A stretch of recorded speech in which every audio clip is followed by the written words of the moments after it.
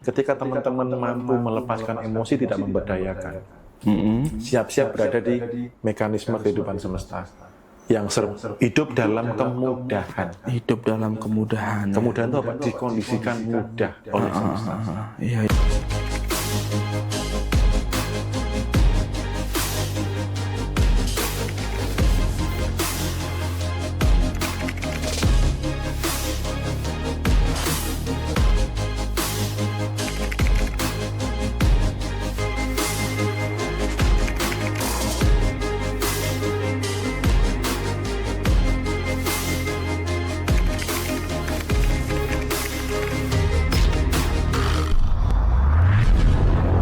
Oh ya, Mas Bimo, ini kan tadi Mas Bimo ngomongin TikTok, ngomongin YouTube gitu ya. Ini Mas Bimo, kalau saya lihat dari pencapaian saat ini di bisnis tuh luar biasa ya emang ya. Kemarin di kantor sampai didatangi pihak YouTube dari Indonesia dan dari Jepang. Tapi saya nggak hadir, mau ketemu tuh sama mereka, mau ngomong arigato gitu ya Mas. Lalu abis itu saya lihat juga di story Mas Bimo juga dikunjungi sama pihak TikTok lagi ya, itu udah tayang beberapa kali. Itu bagaimana sih perjalanannya sampai di titik ini? Apakah mulus-mulus aja atau bagaimana Mas? Itu saya pengen tahu deh. Bisa diceritain nggak Mas? Oke, jadi teman-teman itu bukanlah perjalanan yang langsung instan di situ ya, tetapi memang perjalanan di mana kalau saya ngomong dari masa kecil dulu, dari masa kecil saya hidupnya nggak baik-baik aja gitu. Artinya saya itu lahir aja di dapur. Di dapur? Enggak di rumah sakit. Karena keterbatasan finansial orang tua, bapak ibu hanya petani. Kemudian sekolah pun harus cari beasiswa dari prestasi itu, dan hanya berhenti di SMA, nggak bisa lanjut kuliah karena memang nggak ada biaya. Lalu kemudian sempat kerja terlama tuh di minimarket terbesar di Indonesia. Kalau nggak si merah ya si biru. Oh ya si merah dan biru ya. Selama 8 tahun gitu. Nah, pada saat masa-masa sebelum resign itu mulai ngeriset apa sih bedanya orang kaya dengan orang miskin. Karena bahasanya gini, aku wis ora kuat melarat gitu. Capek hidup miskin gitu. Banyak utang, mau beli apa nggak kesampaian, ya nggak bisa membahagiakan keluarga, nggak bisa membahagiakan orang tua, itu sudah kondisi yang benar-benar capek di kondisi itu. Akhirnya ngeriset, apa yang membedakan orang kaya orang miskin, ternyata adalah isi kepalanya, mindsetnya dan sebagainya. Lalu kemudian punya 2 mentor, tapi di sisi spiritual aku nggak cuma 1. Ada berapa tuh Mas? Belajarnya tuh banyak. Dimulai dari tukang pijit tunanetra. Tukang pijit tunanetra dong guys. Ilmu kehidupannya luar biasa banget. Oh ya? Luar biasa. Seorang tukang pijit tunanetra? Iya. Itu yang ngajarin aku yang sandaran vertikal. Maksudnya vertikal. Bagaimana kesadaran kita tuh sering melekat kepadanya. Gitu. Itu yang sampai apa ya? Ya kalau pijit tuh sering cerita, ngobrol apa, naik lagi kesadarannya, naik lagi. Terus ya banyak kelas pengembangan diri saya ikuti gitu loh, termasuk ikut kelasnya. Waktu itu kelas pertamanya adalah kelasnya Mas Arif Erha tentang vibrasi. Oh, Arif Erha ya? Habis itu saya perdalam lagi karena grup vibrasi ada beberapa. Terus habis itu termasuk kalau Pak Madiku bisnisnya, terus Mami Anissa juga spiritualnya. Oh iya, saya tahu. Dan sebagainya. Nah teman-teman pastikan ketika belajar itu mempraktekkan. Nah ketika kebawa di bisnis, itu sebenarnya kalau secara logik tuh kadang nggak masuk akal bro. Maksud sih seorang Bimo, nggak mungkin lah seorang Bimo gitu ya bisa sampai punya member 7.000 lebih gitu. Lalu kemudian kemarin waktu YouTube kesini, waktu YT datang ke sini dari Jepang juga datang ke sini, itu benar-benar kayak kalau dipikir logik ya, aku ngapain ya? Kok bisa tertarik ya? Karena nggak semuanya dikunjungi. Malah di sini yang dikunjungi ya? Nggak semuanya dikunjungi di sini. Padahal tanggal 2-nya di Jakarta gitu. Kita sama-sama ketemu opening program. Iya, saya ikut itu ya. Di sana. Habis itu tanggal 3-nya mereka ke sini. Habis itu tanggal 4-nya gantian orang TikTok ya. Ngasih kabar itu. Nah, itu yang saya bahas tadi yang kita bahas, polanya adalah ketika teman-teman mampu melepaskan emosi tidak memberdayakan. Siap-siap berada di mekanisme kehidupan semesta hidup dalam kemudahan. Hidup dalam kemudahan. Kemudahan itu apa? Dikondisikan mudah oleh semesta. Iya. Itu yang seharusnya begitulah hidup. Jadi ibarat kata effort itu nggak seberapa gitu. Nggak seberapa yang begadang siang malam, kesana kemari, yang harus ngiklan, harus apa tuh enggak. Tapi yang pengen saya sampaikan adalah ketika teman-teman mampu melepaskan hal yang menyelimuti diri yang murni tadi adalah emosi-emosi tidak memberdayakan. Ketika ini dilepaskan, maka siap-siap berada di kehidupan yang sebagaimana semestinya. Kehidupan yang mudah itu. Tuh guys, keren ya guys ya. Bayangin orang yang layarnya di dapur aja bisa sesukses ini, maksud kalian yang layarnya di rumah sakit, ruangan VIP, dibayar cash, kalah gitu ya. Pasti bisa juga ya Mas Bimo ya, asal mau. Semua punya kesempatan yang sama. Semua punya sama-sama. Tuhan tidak menciptakan orang itu dengan niat jelek. Yang pertama, yang kedua, ada nggak di sini yang Tuhannya pelit? Nah, itu Nggak ada kan gitu. gagal jadi Tuhan kalau pelit namanya. Iya, nggak ada kan. Ada Tuhannya kecil, nggak maha besar gitu kan. Nah, artinya ketika kita belum terima, berarti apa? Kita belum layak aja kok. Kalau sudah layak pasti diterima, pasti dikasih lebih. Tuhan seneng kok ngasih orang itu lebih. Tuh, yang teman-teman. penting orangnya layak. Layak itu apa? Emosinya itu loh beres no gitu. Yang emosi-emosi negatifnya diberesin. Gitu ya. Cara melayakkan diri seperti itu. Kalau sudah layak, pasti diberi lebih karena Tuhan tidak pelit. Iya. Nah, ini ada quote dari saya nih teman-teman. Mirip-mirip sama quote-nya orang kaya di Amerika, yaitu jikalau kamu lahir di dapur, maka itu bukan kesalahan kamu.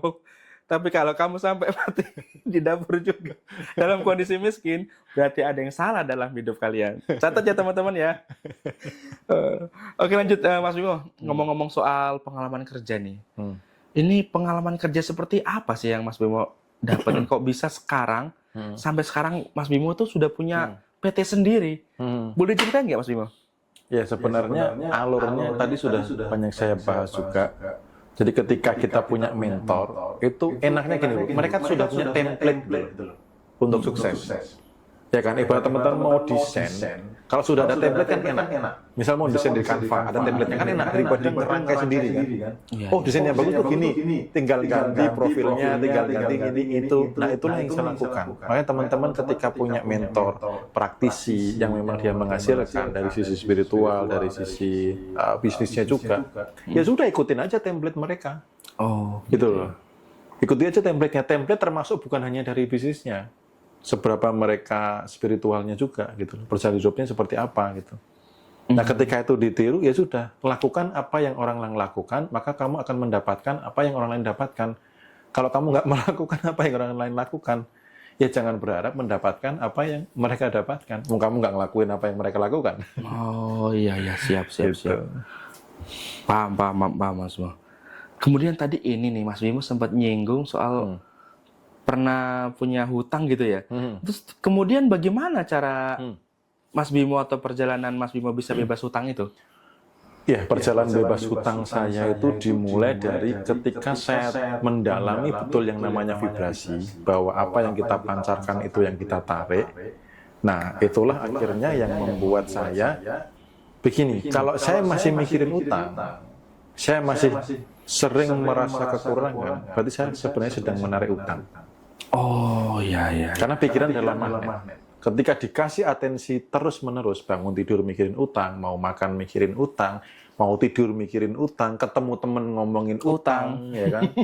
Gede-gedean utang, kan? Bangga-banggaan lagi. Iya. Yang ditarik apa? Utang. Jadi langkah pertama saya bebas utang adalah dengan tidak memikirkan utang. Stop mikirin utang. Nah, itu dia, catat guys. Langkah pertama itu. Yang kedua, tarik nominal uang yang jauh lebih besar dari utang. Tariknya gimana? Bukan dengan tarik dengan apa? Dengan niat. Dengan niat. Energi itu mengalir mengikuti niat. Saya niatkan menarik waktu itu uang 150 juta, karena total hutang itu sekitar 80-an. Saya niatkan di bulan April, saya dapatnya bulan September. Itu cara peniatannya diucapkan atau dalam hati aja apa gimana? Rasa tadi kuncinya. Rasa ya, Kalau dengan diucapkan lebih rasanya ucapkan. ucapkan. Kalau dalam hati lebih gitu, karena setiap orang cocok-cocokan, nyaman piye bahasa saya. Nyaman piye, kalau nyamanmu sambil komat kamit ada suara keluar, lakukan. Tapi kalau nyamannya dengan hati, lakukan. Niatkan dulu. Nah setelah itu, mulai pertanyaan ke dalam diri. Nah pertanyaan ke dalam diri ini sederhana, tapi dampaknya bisa fatal. Sama-sama rebahan, Iya. sama-sama lagi tiduran. Kalau pertanyaannya salah, ya salah hidup. Contohnya Om. Contoh gini, lagi rebahan, lagi tiduran, ada peluang bisnis, nanya ke diri gini, nanti kalau bangkrut gimana? Nanti kalau rugi gimana? Nanti kalau ditipu gimana? Sama-sama rebahan. Bandingkan dengan tanya gini, supaya untung gede gimana? Supaya berhasil luar biasa, aku harus belajar ke siapa?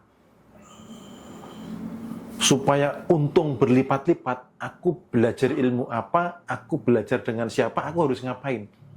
Sama-sama rebahan, bro. Salah tanya, salah kehidupan. Oh my God. Gitu. Seperti itu. Akhirnya apa? Saya sering nanya bagaimana saya harus belajar apa, saya harus ngapain, saya harus ketemu siapa, saya harus punya mentor seperti apa supaya saya dapat 150 juta. Ketika otak ditanya, diarahkan ke sana, dia akan mencari akses untuk mencapai sana. Tapi begitu nanti kalau utang nambah lagi gimana? Nanti kalau bangkrut lagi, ditipu lagi gimana? Ya sudah. Itu. Jadi sama-sama rebahan. Salah bertanya, salah hidup.